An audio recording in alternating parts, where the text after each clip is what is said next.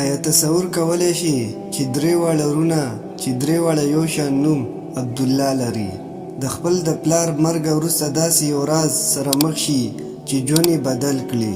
یو اسید، یو نوم، یو لوی امتحان. په پاکستان د خیبر پښتونخوا په یو آرام شنه ساده کلي کې یو سپین ږیری سړی اوسېدو. دا سړی د خلکو په منځ کې ډېر عزتمن، دیندار او رښتینی سړی و. خو د هغه درې زامنو حیرانتیا خبره دا وه چې درې واړه یو شان نومونه لرو عبدالله. کلیوال به اکثر حیران وو، خو د پلار به ویل نومونه عمل انسان ته عزت ورکوي. ورځې تېرېدلې تر دې چې یوه ورځ دا سپین ږیری سړی وفات شو. کور کې خاموشي، پیزه، غم خوره شوه. درې واړه ورونه په جوور غم کې ډوب شول. خو د پلار د مرګ نه مخکې یو اسید پاتې و. اسید داسې و عبدالله ته به حق ورسیږي. دا خبره درې واړو ورونو لپاره یو لوی سوال شو. هر یو ځان ته ویل زه عبدالله یم، ما ته به دا حق راځي. د کلي مشران هم حیران شول، ځکه چې درې واړه یو شان نومونه لري، نو اصلي عبدالله څوک دی؟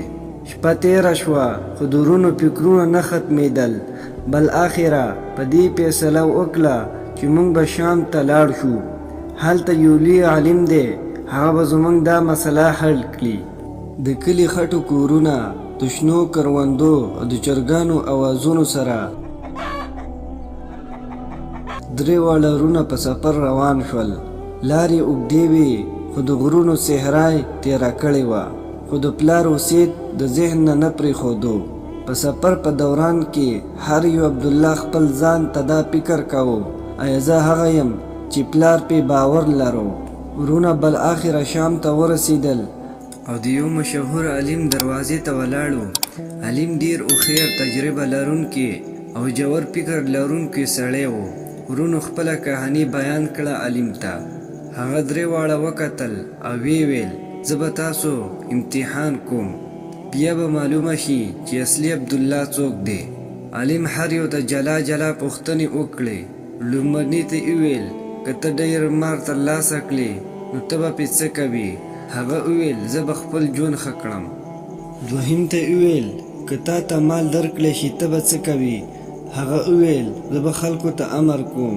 درېیم ته یې وویل که تا ته حق درکړی شي نو ته به څه کوې؟